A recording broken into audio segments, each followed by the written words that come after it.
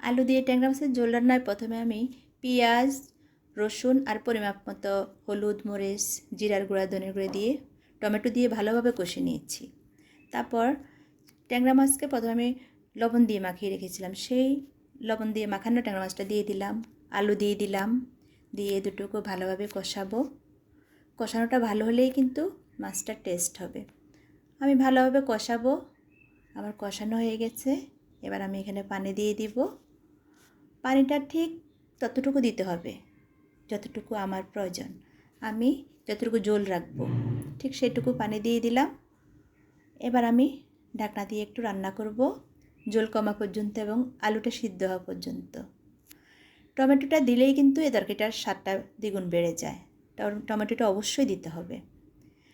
আমার তরকারিটা রান্না হয়ে গেছে, ঝোলটাও কমে গেছে, আলুটাও সিদ্ধ হয়ে গেছে। এখন আমি কাঁচামরিচ দিয়ে এটা নামিয়ে ফেলব।